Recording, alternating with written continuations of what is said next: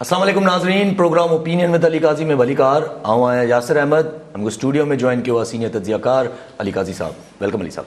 Thank you Yasir. Ali sahab, इस्तीफ़ाउनि जूं ॻाल्हियूं थियूं, इस्तीफ़ाऊं अचणु शुरू थी वियूं आहिनि। हाणे कुझु PMLN जा बि लीडर्स इस्तीफ़ा ॾेई छॾिया आहिनि। हिकिड़ो पीपल्स पार्टी जे बि कराची मां जंहिं पंहिंजो इस्तीफ़ा सबमिट कराए छॾियो आहे बिलावल साहब खे। अॼु मीटिंग बि थी बिलावल साहब जी, मौलाना फज़ल रहमान जी ऐं मरियम नवाज़ साहिबा जी। उन मीटिंग में अञा ताईं इहो क्लियर न थियो त इस्तीफ़ा ॾींदा कॾहिं, बसि इहो क्लियर आहे त इस्तीफ़ो मिलंदो। आहिस्ता आहिस्ता हुन में डिस्कशन्स थींदियूं पियूं, पर अॼु जेको आहे मौलाना साहब चवनि था त गवर्नमेंट खे त असां मञूं ई नथा, तव्हांखे कंहिंखे नज़र ई नथो अचे, ऐं अञा ताईं इस्टेब्लिशमेंट जेका आहे उहा मुहाफ़िज़ बणी पई आहे। जी, अॼोके इजलास जेको थियो PDM जो, उन में हिकिड़ी ॻाल्हि त इहा जेकी कल्ह पाण बि बहस कई त भई अगरि सभु इस्तीफ़ा जेके आहिनि PDM जी 11 पार्टियुनि जा पार्लिमानी जेके MNA MPAs आहिनि, अगरि उहे इस्तीफ़ा जेके आहिनि उहे मौलाना फज़ल रहमान खे ॾींदा त हुनजी कानूनी हैसियत काई कोन्हे, त शायदि पोइ हिकिड़ी वरी सेकेंड थॉट आई आहे PDM वटि। हाणे चवनि था त न, जेके MNA MPAs आहिनि हू पंहिंजी पार्टी क़यादत वटि ई जमा कराईंदा उहे इस्तीफ़ा। लेकिन ही जेको मौलाना फज़ल रहमान साहब जी ॻाल्हि आहे त भई इस्टेब्लिशमेंट जेका आहे उहो हुकूमत जी अञा मुहाफ़िज़ बणियल आहे, तंहिंजे करे हिन हुकूमत खे असीं जमहूरी नथा मञूं। इहो इन सहाफ़ी जे इन सवाल ते हुन चयो, जंहिंमें सहाफ़ी हुनखां पुछियो त तव्हां हिकिड़ी जमहूरी हुकूमत सां तव्हां ॻाल्हियूं छो नथा कयो। हाणे जो अगरि पाण सोली तशरीह कयूं मौलाना फज़ल रहमान जी, त उहा ई ॻाल्हि जेका आउं बार बार चवां थो त हुकूमत सां अपोज़िशन इहा सम्झे थी, PDM इहो सम्झे थी त ही हुकूमत बीठल ई इस्टेब्लिशमेंट जे ज़ोर ते आहे, ऐं ही हुकूमत कुझु बि फ़ैसिला करण जी पोज़ीशन में ई न आहे। त पोइ हिन सां ॻाल्हाइण जो फ़ाइदो छा आहे? जेको कुझु मिलंदो या न मिलंदो उहो इस्टेब्लिशमेंट पारां मिलंदो या न मिलंदो। सो ॻाल्हियूं बि अगरि थींदियूं त उन्हनि सां ई थियणु खपनि जेके कुझु ॾियण या न ॾियण जी पोज़ीशन में हुजनि। हुकूमत कुझु ॾियण जी पोज़ीशन में न आहे। इहा ई ॻाल्हि शाहिद ख़ाक़ान अब्बासी साहब जेके नवाज़ लीग जा आहिनि अॻूणा वज़ीर आज़म, उन्हनि बि कल्ह ॻाल्हि कई त असां जेके सियासत ते असरअंदाज़ थींदड़ इदारा आहिनि, हाणे असरअंदाज़ थींदड़ इदारा कहिड़ा आहिनि? ज़ाहिर इस्टेब्लिशमेंट आहे। त शाहिद ख़ाक़ान अब्बासी साहब बि चयो त हुननि सां ॻाल्हियूं थी सघनि थियूं। सो ॻाल्हियूं अगरि थियूं बि, यासिर साहब इहा ॻाल्हि आउं बार बार चवां थो त ॻाल्हियूं अगरि थियूं बि त इहे ॻाल्हियूं PTI सरकार ऐं PDM जे विच में न, जो मतिलबु मूंखे जेको कारज सम्झ में नथो अचे। ऐं अगरि ॻाल्हियूं थियणियूं आहिनि इस्टेब्लिशमेंट ऐं PDM जे विच में, त ज़ाहिर ज़हूर कोन थींदियूं। अच्छा, पोइ छा इस्टेब्लिशमेंट हिननि सां ॻाल्हियूं कंदी बतौर PDM, या हू अलॻि अलॻि सभिनी सां मामलात करण जी कोशिशि कंदी, ऐं ज़रूरु थी बि रहिया हूंदा, कोशिशि थी रही हूंदी, पर फ़िलहाल PDM में ॾार न पियो अचे। फ़िलहाल जेको वॾो इस्तीफ़ान जे मामले ते हिकिड़ो ख़्यालु हो हल्कनि में त पीपल्स पार्टी इस्तीफ़ान ते इतफ़ाक़ न कंदी। ज़ाहिरी तरह on the face of it Peoples Party बि राज़ी थी वई आहे इस्तीफ़ा ॾियण ते, क़ौमी मां बि ऐं सूबाई असेंबलियुनि मां बि। कॾहिं ॾींदा इस्तीफ़ा इहो फ़िलहाल को तय ई न थियल आहे। लेकिन जेको घणे भाङे तय आउं सम्झां थो जेको तय थियल आहे, जेको कल्ह के इजलास में ॻाल्हायो बि मौलाना फज़ल रहमान ऐं ॿियनि, उहो इहो ई आहे त इस्तीफ़ा जेको आहे उहो लॉन्ग मार्च जे आख़िर में ॾिबो। लेकिन अॼु हिननि फरमायो मौलाना फज़ल रहमान साहब त विच में जेको आहे जलसा बि थींदा डिविजनल हेडक्वार्टर्स में, फीथा जाम हड़तालूं बि थींदियूं, रैलीज़ बि थींदियूं, लाहौर वारो जलसो त थींदो ई थींदो। सो माना इहो आहे त हिकिड़ो वरी ऐं हिन सभिनी ॻाल्हियुनि जा तफ़सीलात जेके आहिनि वरी PDM जी स्टीयरिंग कमेटी जेका आहे, ॿी कमेटी जेका आहे, उहो वरी हिन जो तय कंदी। इन मां मूंखे महसूसु थिए थो त अगरि 13 नवंबर ते यानी हाणे 3-4 ॾींहंनि खां पोइ अगरि लाहौर में जलसो थिए पियो, उनखां पोइ ही डिविजनल हेडक्वार्टर्स में जलसा कंदा, उनखां पोइ को हड़ताल जो सॾु ॾींदा, जेको आउं सम्झां थो त वॾी ग़लती कंदा, छाकाणि त हड़ताल कराइण जी पोज़ीशन में PDM न आहे। हड़तालूं असांजे मुल्क में सिर्फ़ु जीअं अॻु में लंडन वारा भाईजान कराईंदा त फायरिंगूं ऐं बाहियूं ऐं धमकियूं, अदरवाइज़ हड़ताल न थींदी। इहो ग़लति फ़हमी आहे, अलाए कंहिं सलाह ॾिनी आहे PDM खे त हड़ताल जी कॉल ले। हड़ताल माण्हू कोन कंदा, अॻु में बि न कंदा, अॻु में बि जेको आहे हू दड़को दाबो फायरिंग हे हो इन जे करे हड़ताल थींदी। सो इन जो मतिलबु इहो थियो त ही 13 नवंबर जे जलसे खे कंटिन्यूटी में प्रेशर क्रिएट कंदा ईंदा, ऐं मोबिलाइज़ेशन थींदी ईंदी, इस्तीफ़ान जी ॻाल्हियूं बि थींदियूं ईंदियूं। इस्तीफ़ा पार्टी क़यादतनि वटि अॼु 2 आया, सुभाणे 4 आया, फलाणे 3 आया। इहो बि थींदो रहंदो त हिकिड़ो माहौल जुड़ियल रहंदो त अगरि ही जनवरी जे विच धारे या जनवरी जे आख़िर धारे अगरि लॉन्ग मार्च जी ॻाल्हि कनि था त विच में हिननि खे कुझु खपे त सही पंहिंजी तहरीक में साह बरक़रार रखण लाइ। सो लेकिन ही जनवरी मतिलबु 13 नवंबर खां 13 दिसंबर खां ही 15 फरवरी ताईं नथा छिके सघनि ॻाल्हि। सो हिननि खे अगरि लॉन्ग मार्च करिणो आहे जेको चवनि था करिणो आहे त ही लॉन्ग मार्च पाण खे किथे जनवरी जे शुरू में ई किथे नज़र घणे भाङे ईंदो। ठीकु आहे साहब, कॉलर सां गॾु ख़ादिम हुसैन राजपर फेसगंज मां। जी राजपर साहब, छा चवणु चाहींदा? मां काज़ी साहब खां इहो सवाल कंदुसि त एकता ॾियारे ते कैनेडा जे प्राइम मिनिस्टर जस्टिन ट्रूडो असां सिंध वारनि खे मुबारकबाद ॾिनी ऐं अमेरिकन कॉन्सुलेट वारनि बि मुबारकबाद ॾिनी, ॾाढियूं टोपियूं वग़ैरह पाए, ॾाढी ख़ुशी बि महसूसु थी। पर असांजे प्राइम मिनिस्टर साहिब जेको आहे खां एतिरी तौफ़ीक़ न थी त 2 अखर चई छॾिया त कुझु माण्हुनि खे ख़ुशी महसूसु थिया। इन ते रोशनी विझनि काज़ी साहब, महिरबानी। ठीकु आहे ख़ादिम साहब, इन ते 2-3 ॾींहंनि खां रोशनी विझूं पिया पर अंदरां को सोझरो निकिरे कोन था। सही में सर छा चई सघे थो इमरान ख़ान साहिब खे लाइ इहो त नथो चई सघिजे त हुनखे को चिड़ हूंदी सिंधी कल्चर सिंध जे कल्चर सां। इहो आउं छो चवां, मूंखे ख़बर ई कोन्हे, छाकाणि त जॾहिं अपोज़िशन में हूंदा त टोपी अजरकू पाईंदा हुआ ख़ान साहिब। हाणे प्राइम मिनिस्टर थी विया आहिनि, हाणे मसरूफ़ियत घणी हूंदी ऐं मूं जे पहिरीं बि चयो त इर्द गिर्द इहो कमु हूंदो आहे प्राइम मिनिस्टर जे इर्द गिर्द टीम जो, त उहो हुन प्राइम मिनिस्टर खे ॿुधाईंदी आहे अॼु हीअं आहे, अॼु हीअ बयानु जारी करिणो आहे, अॼु हीअ करिणो आहे। उहो उन्हनि जो सिंध सां शायदि को वास्तो कोन्हे या सिंध को हुननि जी प्रायोरिटी ते नथो अचे, इहो ई सबबु सम्झ अचे थो। ॿियो त या साईं को ज़रूरी न सम्झियो हूंदो या साईं ख़ान साहिब जी टीम को ज़रूरी न सम्झियो हूंदो, ऐं छा थो चई सघां। ठीकु आहे सभु कॉलर सां गॾु मंसूर अब्बासी शदादकोट मां। जी अब्बासी साहब, छा चवणु चाहींदा? सलाम तव्हांखे साईं खे। मुंहिंजो सर इहो ई आहे जेको अॼु मीटिंग थी ऐं मीटिंग खां पोइ जॾहिं प्रेस ब्रीफिंग ॾेई विया असांजो बिलावल साहिबु, मौलाना साहिबु ऐं मरियम नवाज़ साहिबु, जॾहिं इस्तीफ़ा जी ॻाल्हि आई त मरियम नवाज़ साहिब खां सवाल पुछियो त उन चयो त तव्हां बिलावल साहिब खां पुछी वठो। त बिलावल साहिबु चयो को एतिराज़ कयो आहे इस्तीफ़ा ते, चयो मां CEC जी मीटिंग जेको आहे सो को ठाहींदुमि, जेको फ़ैसिलो हूंदो उहो पार्टी जो फ़ैसिलो हूंदो।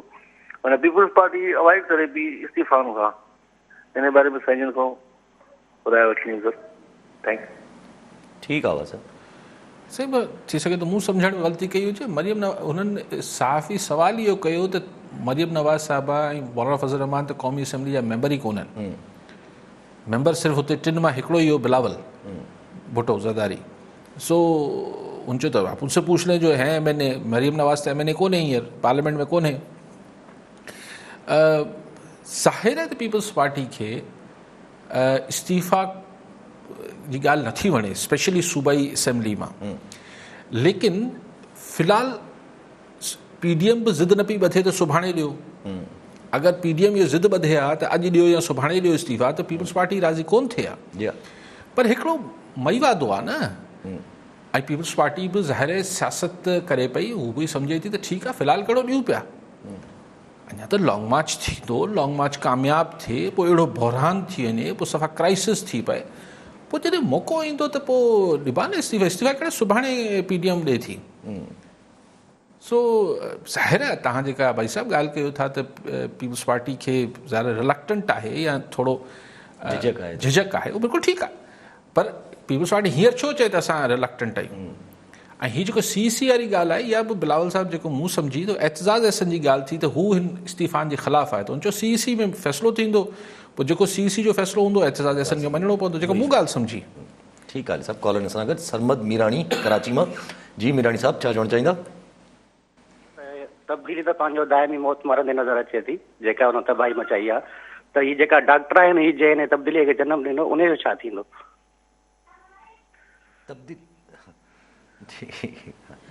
तब्दीली लाइ चवनि पिया त तब्दीली त मौत मार नज़र अचे थी पई, जेका तब्दीली चई हुई उहा तब्दीली आहे। हिन डॉक्ट्रीन जो छा थींदो? डॉक्ट्रीन ऑफ चेंज त सही कंहिंजी का हिकिड़े फ़र्द जी या माण्हू जी ॾिनल कोन्हे, IK जी को ॾिनल कोन्हे। आउं बि ज़माने खां तब्दीली जी ॻाल्हि कयां थो, दुनिया में माण्हुनि तब्दीली जी ॻाल्हि कई, ऐं सिर्फ़ु तब्दीली ई जेको हिकिड़ो दुनिया मतिलबु हिकिड़ो ज़िंदगी में हिकिड़ी शइ हूंदी आहे जेका कॉन्स्टेंट हूंदी आहे। तब्दीली जेका आहे उहो अंटर हुजे थी, सिर्फ़ु ॾिसणो ई हुजे थो त तब्दीली चङाई लाइ या ख़राबी लाइ ईंदी त आहे तब्दीली। मिसाल अॼु तव्हांजा वार अच्छा कारा आहिनि, तव्हांखे हिकिड़ो वक़्तु अची वेंदो त अच्छा थी वेंदा, तब्दीली त ईंदी आहे। माण्हू जवान हूंदो आहे, पोइ बुज़ुर्ग थी वेंदो आहे, ॿार हूंदो आहे, वॾो थी वेंदो आहे। So change is permanent, change त कॉन्स्टेंट आहे।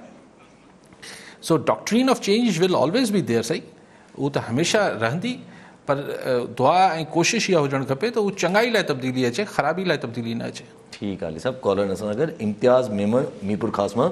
जी मेमण साहब, छा चवणु चाहींदा? साईं अली कादी साहब सां सुवाल इहो आहे त बल्दियाती इलेक्शन जेको आहे उनखे ॼाणी बुझी करे डिले कयो पियो वञे, या हिन जा ॿिया का कारण आहिनि। ऐं हीअ पंहिंजे जॾहिं सियासी जेको आहे इलेक्शन हूंदी आहे पंहिंजे MNA MPs वग़ैरह जी, उन्हनि में त हीअ देरि कोन कंदा आहिनि।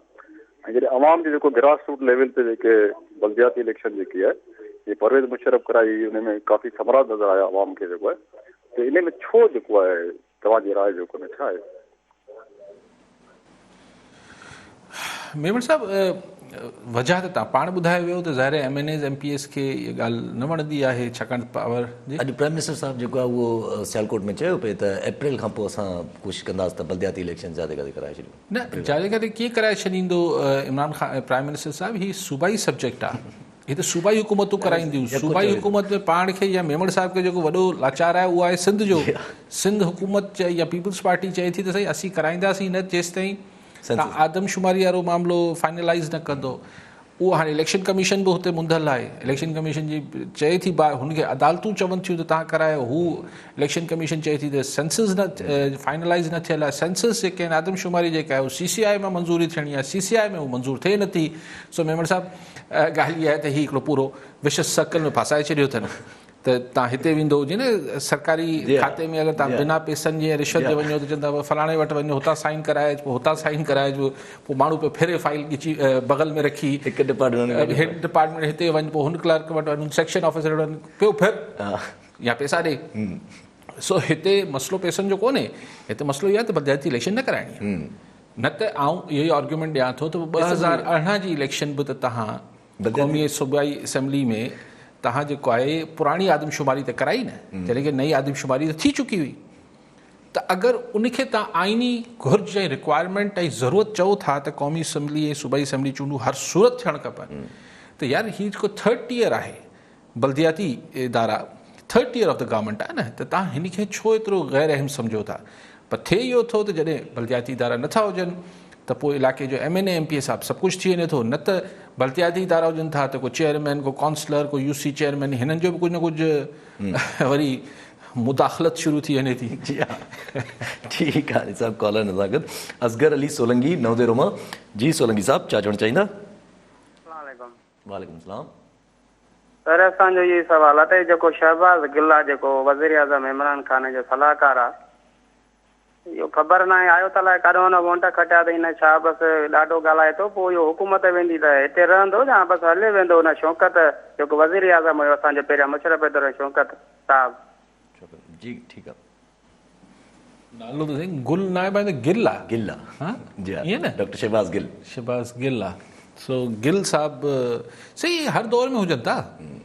जीअं नवाज़ लीग जे दौर में बि अहिड़ा आइटम पाण वटि हूंदा आहिनि, पाण वटि पीपल्स पार्टी दौर में बि आइटम हुआ, हिन दौर में बि आइटम आहिनि, ईंदड़ हुकूमत हूंदी हुन में बि आइटम ईंदा पाण वटि, पोइ बाद में अलाए किथे ईंदा आहिनि। पीपल्स पार्टी वारा इहे तक़रीबन हूअं फिरंदा रहंदा आहिनि। जीअं फिरदौस आशिक़ साहब ईअं ई जॾहिं पीपल्स पार्टी जी वज़ीर हुई त आपा जी इहा ई असांखे ॿुधणी पवंदी, हाणे वरी ॿुधूं था।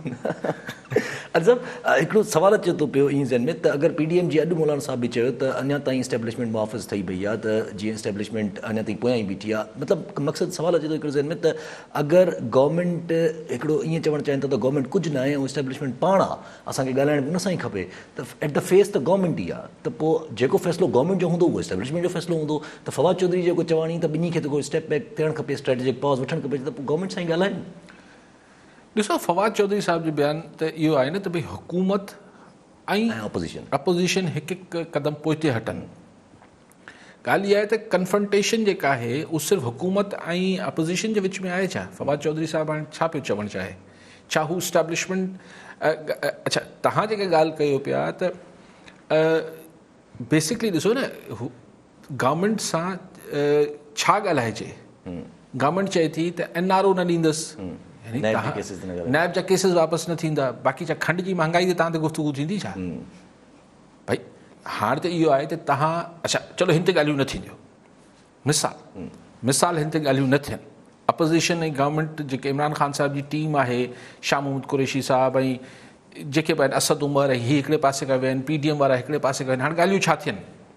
ॻाल्हियूं इहे थियनि त हू चए त असां तव्हां मईशत तबाह करे छॾी आहे, PDM चए, चार्ज शीट ॿुधाईंदी न, तव्हां गवर्नमेंट मईशत तबाह करे छॾी आहे, तव्हां फॉरेन पॉलिसी नाकाम थी वई आहे, तव्हांजी जेको आहे महांगाई वधी वई आहे, इहा चार्ज शीट इहा थींदी न हुकूमत ते। लिहाज़ा तव्हां स्टेप डाउन कयो, इस्तीफ़ा ॾियो, फ्रेश इलेक्शन करायो, ठीकु थियो। उतां हू दोहराए, ज़ाहिर आहे हुकूमत हिकिड़ी दोहराए, हू चवंदी असांजी फॉरेन पॉलिसी शानदार, असांजी मईशत शानदार, असां महांगाई कंट्रोल कई आहे, ऐं जेको कुझु अॼु किन आहे मुल्क में उहो तव्हांजी हुकूमतनि जे करे आहे, नवाज़ लीग ऐं पीपल्स पार्टी जे करे। हाणे त सॼी ज़िंदगी ॻाल्हाईंदा रहनि, इहे ॻाल्हियूं त खुटणियूं कोन्हनि। त हाणे में टी धुर केरु जेको अमीन केरु थिए, फ़ैसिलो केरु करे, उहो असांजे मुल्क में कंदी आहे एस्टेब्लिशमेंट। हाणे PDM वारा चवनि था त भई इस्टेब्लिशमेंट जेका आहे उहो त बिल्कुलु पार्ट एंड पार्सल या मुहाफ़िज़ आहे मिसाल गवर्नमेंट जी बकौल PDM जे, त अणधुरियो फ़ैसिलो त अणधुरियो कंदो न। अच्छा आउं त अञा हिन खां हिकिड़ो क़दम अॻिते थी ॻाल्हायां थो, हलो फ्रेश इलेक्शन जी ते इतफ़ाक़ थी वियो, पोइ हुन इलेक्शन जेको हाणे 2021 में मिसाल 2021 में मार्च में अप्रैल में किथे बि चूंडूं थियनि थियूं, उन नतीजनि खे केरु मञंदो? ॾिसो न, अगरि हलो मञी वठिजे PDM जो मुतालबो त बाबा ही इमरान ख़ान हुकूमत खे फ़ारिग कयो, नए सर चूंडूं करायो, त नए सर चूंडूं 2021 में अगरि थियनि थियूं त उनजे नतीजनि ते केरु मञंदो या न मञंदो, या वरी हिकिड़ी लॉन्ग मार्च थींदी। सो इम्कान, कवी इम्कान हिन ॻाल्हि जो पैदा थी वञे थो त विच में हिकिड़ो को डेडलॉक ॿिए मरहले अगरि मञी बि वठे, हलो इस्टेब्लिशमेंट चए थी ठीकु आहे इमरान ख़ान खे हेठि था लाहियूं, पोइ इलेक्शन केरु कराईंदो? मसइलो आहे किथे न किथे डेडलॉक क्रिएट थींदो। ठीकु आहे, सभु कॉल न सां गॾु सुमेरा मुगल हैदराबाद मां। जी अदी छा चवणु चाहींदा? आवाज़ अचे पियो? बिल्कुलु आवाज़ अचे पियो। अस्सलाम वालेकुम वाली। वालेकुम सलाम। मुंहिंजो मतिलबु टॉपिक त तव्हांजो तमामु सुठो आहे। सिर्फ़ु असांजे पाकिस्तान जी अलमियो रहियो आहे त जेका बि पार्टी या मुख़्तलिफ़ पार्टियूं जॾहिं पाण में पैक्ट करे अचनि थियूं, जॾहिं इलेक्शन खटे हू अगरि गवर्नमेंट में त गुड गवर्नेंस कनि था, ऐं जॾहिं ऑपोज़िशन में त उन्हनि जे साम्हूं गवर्नमेंट तमामु बुरी, सभ खां बुरी शइ थी वञे। छा असां वटि असांजे पाकिस्तान में असांजे जेके लॉयर्स आहिनि, असांजी जेके जुडिशरी आहे, छा उहा हिन खे कानूनी तौर तरीक़ा नथी सम्झाए त बाबा इलेक्शन ते केतिरो तव्हांजो ख़र्चो थो अचे, केतिरी मालियत तव्हांजी ज़ाया थी थिए, केतिरो खरबे रुपयनि जो तव्हांजो जेको आहे सभु कुझु ज़ाया थो थिए। पर छा गवर्नमेंट ऑफ पाकिस्तान हिन वक़्तु जेका गवर्नमेंट ऑफ पाकिस्तान जॾहिं पाण धरना था कनि, 200 ॾींहं वेहनि था, तॾहिं सभु कुझु जाइज़ो, ऐं जॾहिं ॿियो केरु पार्टी वारा धरना था हणनि या एहतजाज था कनि त उहो सभु ग़लति आहे। उन्हनि जे लाइ कानूनी कार्रवाई बि कई थी वञे, उन्हनि जे लाइ जेको आहे केसिस बि ठाहिया था वञनि। ठीकु आहे। अदी केरु वेही कंहिंखे सम्झाईंदो छा, लेकिन तव्हां इहा ॻाल्हि अक्सर माण्हू चवनि था साईं इलेक्शन ते एतिरो ख़र्चु अचे थो, असीं ग़रीब मुल्क कयूं, असीं अफोर्ड नथा करे सघूं। मूंखे त ॻाल्हि करे सम्झो ई नथी अचे। आउं त चाहियां थो बाबा हर 2.5 सालनि खां पोइ इलेक्शन करायो, माण्हुनि जो बहितरी थिए थी। मूं शायदि हिकिड़ो ॿ दफ़ा पहिरीं ॻाल्हि कई, ईअं वर्जा कयूं था शायदि तव्हांखे, त ॻाल्हि इहा आहे त हुकूमत जो घणो ख़र्चो थींदो, 10, 15, 20 अरब रुपया न, कहिड़ो हुकूमत लाइ कहिड़ो वॾो मसइलो आहे। पर जेके असांजा मुज़िज़ उम्मीदवार आहिनि, उहे जेके अरबे खरबे रुपया किथे रोकियो वेठा हुजनि था, उहे इलेक्शन में अची हणनि था, त मार्केट में पैसो रोटेट करे थो। माना 200 अरब या 500 अरब, हाणे मूंखे मुंहिंजी कंहिं ज़माने कैलकुलेशन थियल हुई त अलाए केतिरा 100 अरब रुपया मार्केट में घुमणु शुरू थी वञनि था। को ट्रांसपोर्टरनि खे मिलनि था, को तंबू वारे खे मिलनि था, को वर्कर खे मिलनि था, को देग वारे खे मिलनि था, को बिरयानी वारे खे मिलनि था, को ॿिया पैसा वञनि था। जेको हींअर मोज़िज़ उम्मीदवारनि वटि के प्लॉटनि जी सूरत में, के ॿी सूरतनि में पैसा जेके किथे जमा थियल आहिनि, उहो पैसो मार्केट में अचे थो।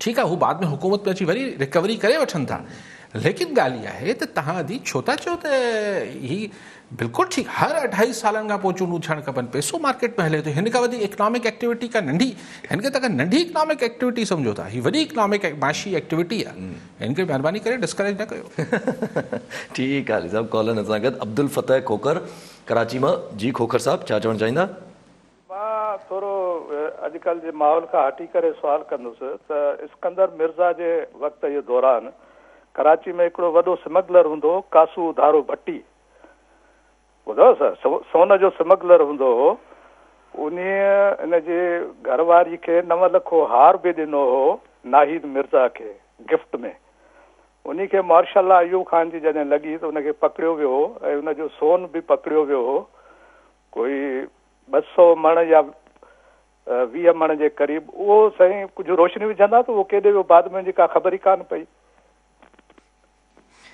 अयूब ख़ान जी मार्शल जे दौरान ठीकु आहे खोखर साहब महिरबानी कयो हिकिड़ी ॻाल्हि ॿिए भेरे फ़ोन कजो त मूंखे सवाल जवाबु ॾिजो तव्हां मूंखे केतिरो पुराणो था सम्झो मूंखे अयूब ख़ान जो ज़माने में वाक़ई थो ॼाओ बि कोन होसि तॾहिं महिल हाणे जॾहिं कयो अछी ॾाढ़ी कई सम्झो जो मतिलबु इहो न आहे त क़ाइदे आज़म सां गॾु जेको आहे उहो ऐं यकीन रखो त मुंहिंजो सोन जे कारोबार सां करे वास्तो बि न रहियो आहे सही खोखर साहब जीअं मूंखे ख़बर पई आऊं त हुन महिल होसि कोन आऊं त हुन ज़माने में होसि कोन पर आऊं जांच कयां त जीअं मूंखे ख़बर पई त सोन किथे वियो आहे ऐं ज़रूरु तव्हांखे ॿुधाईंदुसि पर ॿुधाइण खां पहिरीं कुझु ईअं ई थींदो अॼु पंहिंजे अख़बार में हिकिड़ी रिपोर्ट पढ़ी हिकिड़ी शइ उहो जेके अधी अॻु में फ़ोन कयो इलेक्शन जे हवाले सां ॾिसो आऊं छो थो चवां 2.5 सालनि में इलेक्शन थियणु खपनि घटि में घटि 4 दफ़ा छाकाणि त असां वटि हीअ जेको परेशानी थी शुरू थिए त यार हीअ हुकूमत असां ग़लति पई करे सही पई करे त अपोज़िशन खे चए थी यार वञ 5 साल केरु इंतज़ारु कंदो त अगरि अपोज़िशन खे बि ख़बर हूंदी त यार ही 2.5 साल आहिनि ॾुखिया सुखिया निकिरी वेंदा हलणु ॾियूं था सिस्टम खे ख़ुदि गवर्नमेंट खे जेको आहे इहो प्रेशर रहंदो त बाबा मूंखे पहिरें ॾींहं खां वठी ॾींहं में 16-18 कलाक प्राइम मिनिस्टर ऐं चीफ मिनिस्टर खे कमु करिणो पवंदो त 2.5 सालनि में हू कुझु न कुझु मुंहुं ॾेखारण जे क़ाबिल थींदो इहो चवणु त न सही हाणे 2.5 साल त असां ईअं गुज़ारे वरिता हाणे इनशाला तव्हांखे 2.5 सालनि में असीं कारकर्दगी ॾेखारींदासीं सो मतिलबु आई थिंक असांजा पॉलिटिकल सर्कल्स ऐं जेके इक़्तिदार धणी आहिनि हिननि खे सीरियसली हिन प्रपोज़ल खे सम्झणु खपे इकनॉमिक एक्टिविटी वारी ॻाल्हि त उहो बि आऊं मज़ाक़नि न पियो चवां संजीदा आहे उन ॻाल्हि में लेकिन वधीक हिन में संजीदा पहलू इहो आहे त भई हिकिड़ो दफ़ो मिच्योर थियणु ॾियो हिन प्रोसेस खे पीसफुल ट्रांसफर ऑफ पावर खे मिच्योर थियणु ॾियो न ऐं पोइ भले 4 दफ़ा जॾहिं थी वञे भले तव्हांखे वापसि 5 साल करे छॾियो लेकिन हिन खे टेन्योर खे नंढो थियणु खपे मुंहिंजी सलाह इहा आहे फ़िलहाल जेसिताईं लेकिन हाणे छाकाणि त इहे फ़ैसिलो कंदड़ जेके धुरियूं आहिनि ख़र्च त उन्हनि जो थिए थो त उहो चवनि था दमा ख़राबु आहे अली गाज़ी जो हाणे साहिबु माना अॼु पंहिंजे अख़बार में हिकिड़ी रिपोर्ट नंढी रिपोर्ट हुई जंहिंमें माना जंहिंमें इहो त टोटल सीटूं जेके आहिनि उहे 1090 आहिनि जंहिंमां 494 सीटुनि ते इस्तीफ़ा अगरि हिननि ॾिना अपोज़िशन PDM त 494 सीटूं ख़ाली थींदियूं एॾी वाफ़िक मिक़दार में सीटूं ख़ाली थींदियूं ज़ाहिर आहे क्राइसिस त क्रिएट थींदो पर हेॾा जेको आहे गवर्नमेंट जो मौक़िफ़ इहो ई आहे त इहे इस्तीफ़ो न ॾींदा ऐं इहे हिकिड़ो क़िस्म जो पॉलिटिकल टैक्टिक आहे फवाद चौधरी साहिब चयो हाणे त अञा ताईं इस्तीफ़ो असां वटि त को आयो कोन्हे असैम्बली में त इहे मिड़ी ॻाल्हियूं हिननि जो मीडिया ते फेराइनि था पिया हींअर ताईं फवाद चौधरी वटि त ख़ैर बाद में बि इस्तीफ़ा न अचिणो आहे स्पीकरनि वटि वञिणो आहे इस्तीफ़ा क़ौमी असेंबली ऐं सूबाई असेंबली जे स्पीकर्स वटि लेकिन हू त उन्हनि ते इहो चयो कोन्हे त स्पीकर वटि जमा कराइण जो मतिलबु त इस्तीफ़ा थी वियो हुननि इहो थोरी चयो आहे त असां इस्तीफ़ा ॾेई छॾिया हू चयो असां ॾियण जो फ़ैसिलो कयो आहे सो लेकिन हींअर इस्तीफ़ा ॾियण जो कोई लॉजिक ई कोन्हे मञियोसीं त वॾो बहिरान पैदा थी वेंदो हुकूमत लाइ लेकिन अगरि इस्टेब्लिशमेंट बि गॾु आहे हुकूमत बि आहे मामलात ईअं आहिनि त उहो इलेक्शन कराइणु शुरू करे छॾींदा अच्छा पोइ अगरि तव्हां ज़मीनी चूंडनि में कीअं तव्हां पार्टिसिपेट न कंदो या त ॾिसो त तव्हां एतिरो कमज़ोर करे चुका हुजो हुकूमत खे एतिरो कमज़ोर करे चुका हुजो त बसि पोइ सफ़ा हीअं लुॾंदड़ हुजे त पोइ आख़िरी धिको हूंदो आहे त बाबा इस्तीफ़ा बि ॾिनोसीं पहिरीं इस्तीफ़ा ॾियण सां फ़ाइदो छा थींदो ऐं एतिरी कमज़ोर हुकूमत खे एतिरो कमज़ोर सिर्फ़ु हिकिड़ो तमामु वॾो लॉन्ग मार्च जेको अञा ताईं थियो न आहे अञा ताईं पाण वटि को इफेक्टिव लॉन्ग मार्च न थियो आहे। सिर्फ़ु जेको लॉन्ग मार्च 2 लॉन्ग मार्चिस जेके थियणा मतिलबु जेके पंहिंजी हिकिड़ो मोहतरमा शहीद चयो हो जेको पोइ काकड़ फॉर्मूला जी सूरत में कॾहिं शुरू ई न थियो ऐं सिर्फ़ु ऐलान ई लॉन्ग मार्च जे ऐलान ई मसइलो हल करे छॾियो। ॿियो लॉन्ग मार्च नवाज़ शरीफ़ साहिबु शुरू कयो अदलिया जी बहाली लाइ, जेको अञा सरगोदा पहुतो हो। अञा त यूसुफ रज़ा गिलानी साहिबु प्राइम मिनिस्टर आहे, उन सुबुह जो 4 बजे शायदि प्रेस में चयो त बाबा असां बहाल करे छॾिया आहिनि। सो अञा अच्छा पोइ पाण वटि हिकिड़ो नाकाम लॉन्ग मार्च ॾिठोसीं इमरान ख़ान साहिब जो, मतिलबु यानी को फौरी रिज़ल्ट न कढी सघियो। नाकाम सां मुराद आहे न हुनजा बि असरात कंहिं बि तहरीक जा असरात देरि सवेर पवंदा आहिनि। सो उहो हिकिड़ो लॉन्ग मार्च ॾिठोसीं। ॿियो मौलाना फज़ल रहमान जो ॾिठोसीं। हिकिड़ो ताहिरुल कादरी साहिब बि विच में पंहिंजे सिर बि हिकिड़ो दफ़ो कोशिशि कई पीपल्स पार्टी जे दौर में। सो ॾिसणो इहो आहे त हीउ छा वाक़ई में को लॉन्ग मार्च करण में कामयाबु थी वञनि था। इहो बि अञा ताईं थियो न आहे असांजे मुल्क में त 1.25 लख माण्हू जेके आहिनि डी चौक ते पहुची वञनि। पर कॉमन सेंस इहो चए थो, कॉमन सेंस मुंहिंजो इहो चए थो त अगरि ईअं थियो त पोइ हुकूमत जो बीहणु ॾुखियो थी पवंदो। ठीकु आहे सभु तव्हां वरी ॻाल्हि ऐं हुन खां पोइ ज़रूरी न आहे, हुन खां पोइ बि ज़रूरी न आहे त सिर्फ़ु मतिलबु को नयूं चूंडूं थियनि, पोइ उनजो नतीजो कुझु बि निकिरी सघे थो। सभु जीअं तव्हां चयो त 2 दफ़ा जेको लॉन्ग मार्च थिया उहे 2 चकर अञा रस्ते में हुया त वरी टॉक्स थी विया, ॻाल्हि थी वियो, कुझु अहिड़ो थी वियो छो जो ॿिन्ही पार्टियुनि जो अगरि हिकिड़ो पीपल्स पार्टी जो PMLN जो त हेॾां जेको आहे मसइलो इहो थो पैदा थिए त इमरान ख़ान साहिबु जेको आहिनि उन्हनि जो एटीट्यूड जेको आहे उहो हमेशह ईअं नज़र आयो आहे त भई मां पोइ हिते न हटंदुमि चाहे कुझु बि थी वञे। त पोइ सिचुएशन डिफरेंट थी क्रिएट थी वञे छो जो होॾां त वरी बि ॻाल्हाइण लाइ थोरो बहुत राज़ी हूंदा न। ज़ाहिर आहे न हुन महिल बि जनरल वहीद काकड़ साहिबु हुआ जिन्हनि मोहतरमा खे घुरायो ऐं टॉक्स थियूं ऐं उहो काकड़ फॉर्मूला आयो जंहिंजे नतीजे में चूंडूं थियूं ऐं पोइ जेको कुझु थियो। ॿिए मरहले में बि जनरल कियानी साहिबु हुआ जीअं आसिफ़ ज़रदारी साहिबु प्रेसिडेंट हुआ, उन्हनि खे चयो त न इहो हल कयो मसइलो, उहो हल थियो। त एस्टाब्लिशमेंट असांजी सदाईं हिकिड़ो ट्याकड़ी वारो किरदारु अदा कंदी आहे ऐं मामलनि खे ठाहे विझंदी आहे। पर हींअर शायदि ऐं अॼु वरी ताज़ो मौलाना फज़ल रहमान पारां इहो चवणु त बाबा हू उनखे अञा ताईं मुहाफ़िज़ थियो बि थी आहे त माना अञा ताईं एस्टाब्लिशमेंट मौलाना फज़ल रहमान चवाणी अञा ताईं शायदि हुकूमत मां हथु न पई कढे त पोइ ख़दशो ऐं इम्कान इहो आहे त पोइ टकराउ आहे। अॼु पाण लाहौर जे जलसे लाइ तव्हां कॉलर कयो त पोइ पाण कॉलर वठी वठूं। पीरबख्श लोलाई कराची मां। जी लोलाई साहिबु छा चवणु चाहींदा? लोलाई पीरबख्श लोलाई कराची मां। जी लोलाई साहिबु छा चवणु चाहींदा? अस्सलाम साईं। वालेकुम सलाम साईं, मुंहिंजो अर्ज़ु इहो आहे अली ख़ान साहिब जीअं माना सिंध डे मलाई जीअं वज़ीर आज़म बि अकाउंट खोलाईंदासीं कंहिं मसइले लाइ त ईअं अली ख़ान साहिब को अकाउंट खोलाए सिंध वासियुनि जे लाइ जो हुन लाइ शोर पैदा थिए, जीअं सिंध वासियुनि सां ज़ुल्म थिए थो, सिंध ते ज़ुल्म थो थिए, इन हिसाब सां या सिंधी माण्हू उन अकाउंट ते जमा कनि। छा जो अकाउंट?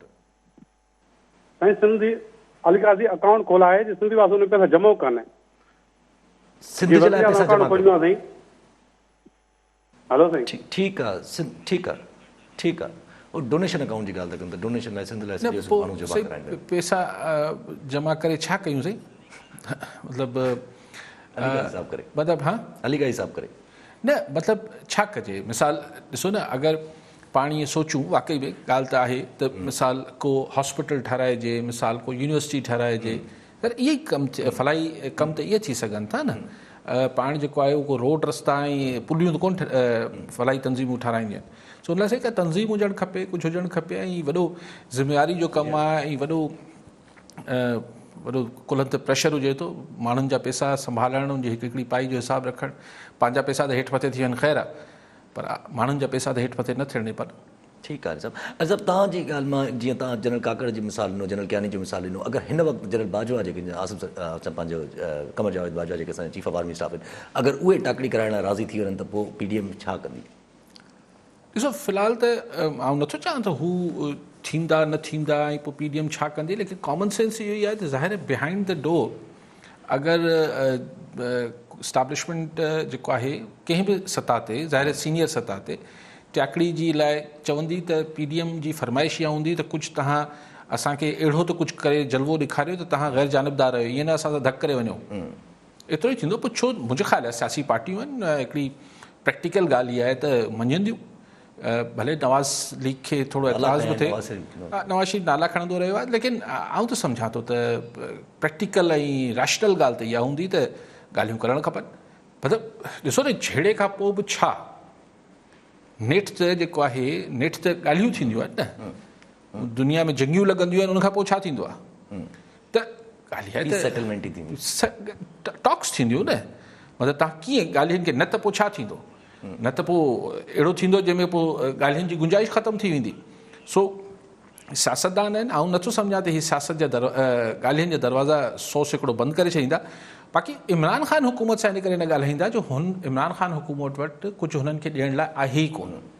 बाक़ी स्टैब्लिशमेंट आउं सम्झां थो त जंहिं ॾींहुं राब्तो कंदी या सीरियस हुननि खे इहो मैसेज वेंदो त असीं ॻाल्हाइण लाइ तयारु आहियूं, त बिल्कुलु ॻाल्हाईंदा। ठीकु आहे सभु कॉलर सां गॾु साद बेलार राणीपुर मां।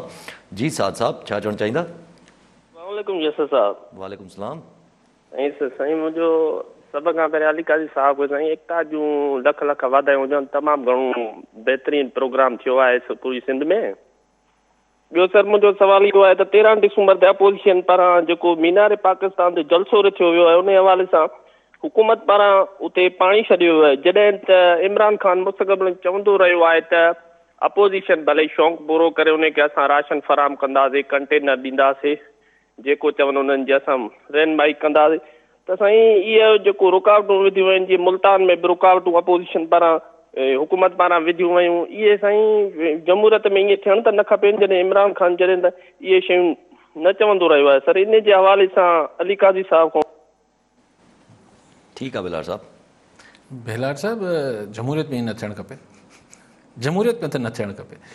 बहरहाल पाणी छॾियो वियो अथनि, हाणे चवनि था सुकी वेंदो, अगरि अञा ताईं चवनि था पाणी बीठो आहे, पर अञा 2-3 ॾींहं आहिनि। अगरि वधीक पाणी किथां पाणी जी पाइप किथां फाटी न पियो आहे, मुस्तक़िल पाणी न भरियो रहियो, त 2-3 ॾींहंनि में थधि त लाहौर में जाम हूंदी, पर ॾिसूं शायदि सुकी वञे पाणी।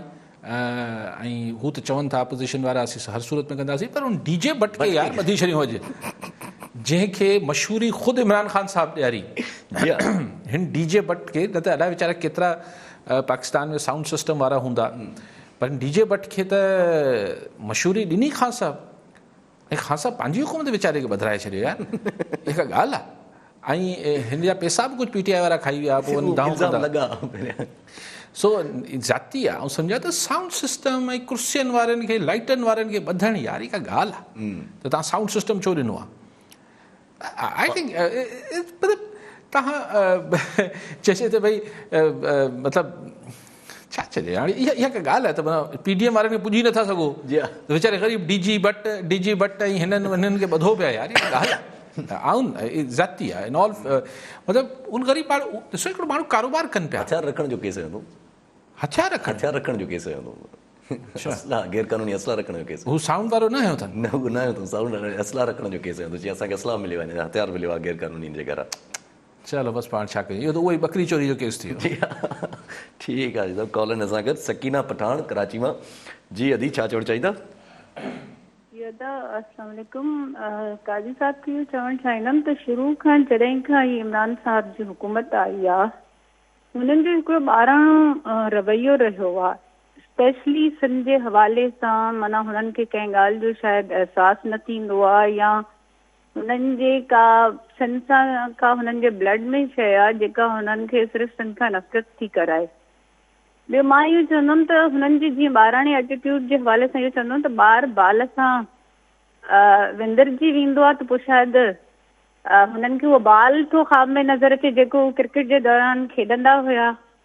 बाक़ी मां सुमेरा मुगल जी ॻाल्हि खे सेकेंड कंदमि त जेको हू करे सभु सही आहे, ॿिया कनि त हू सभु ग़लति आहे। बेटनि जो मामिलो, अॼु असां इहो अख़बार में पढ़ियोसीं त भई उहे वफ़ाक़ जी मिल्कियत आहिनि, त इमरान ख़ान अचे हिकिड़ी प्रेस कॉन्फ्रेंस करे उनखे असांखे ॿुधाए त उहो कीअं आहे न वफ़ाक़ जी मिल्कियत।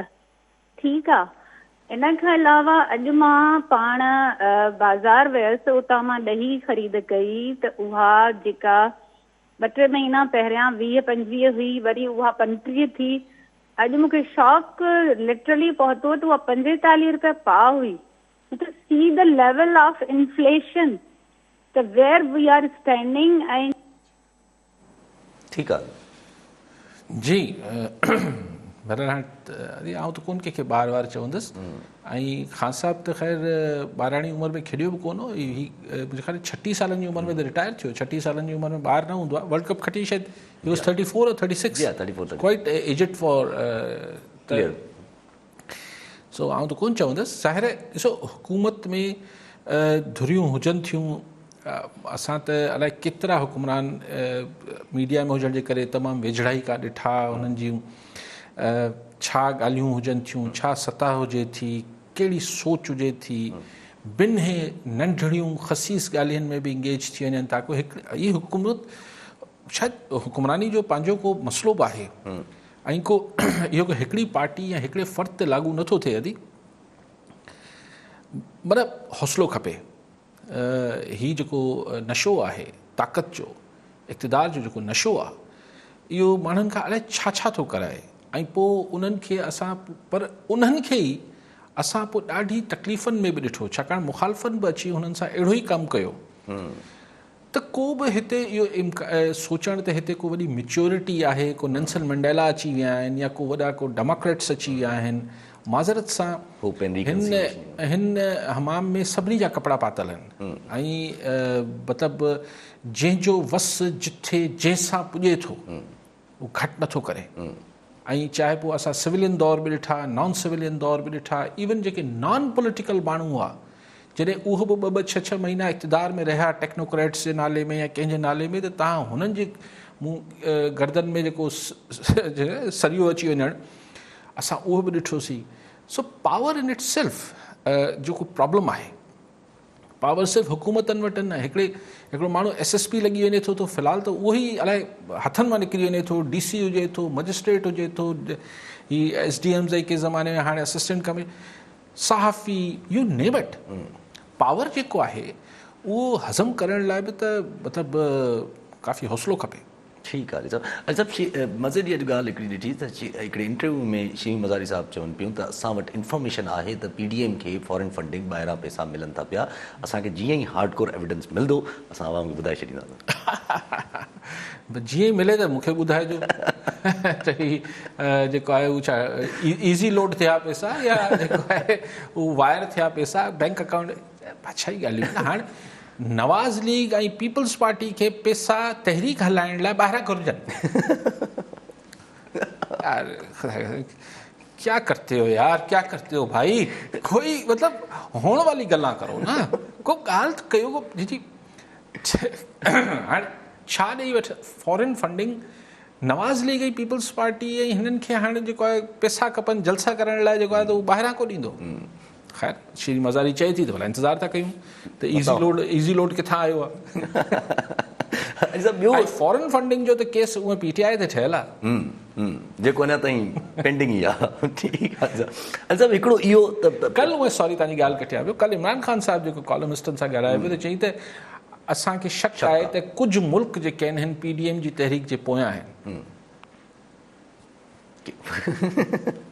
ठीकु आहे सर ऐं सभु हिकिड़ो त इहो नैरेटिव क्रिएट करण जी गवर्नमेंट कोशिशि थी करे त PDM खे फंडिंग आहे ॿाहिरां जे हिकिड़ो ॻाल्हि इल्ज़ाम था आणनि त हीअ अच्छा अगरि मूंखे ख़बर न आहे त कंहिंजी पोयां आहे या न सॉरी तव्हांजी ॻाल्हि कटिया पियो वरी इहो त हाणे हुकूमतूं ॿुधाईंदा आहिनि पाण बि ॼाणी PDM ऐं अपोज़िशन ऐं गवर्नमेंट लेकिन ॻाल्हि इहा आहे त छा हू जेके पॾेही क़ुवतूं आहिनि मुबैना तौर ते उहो चाहिनि थियूं त पीपल्स पार्टी ऐं नवाज़ लीग ऐं मौलाना फज़ल इन्हनि खे NRO मिली वञे इन्हनि खे जेको आहे हू को पॉलिटिकल डील मिली वञे मिसाल इमरान ख़ान साहिबु त चए थो न हीअ NRO जे करे गॾु थिया आहिनि त छा हिन NRO वठाए ॾियण लाइ अपोज़िशन खे पॾे ई क़ुवतूं टिपी पयूं आहिनि हिन सां हुननि खे कहिड़ो फ़ाइदो थींदो मतिलबु कॾहिं कॾहिं मतिलबु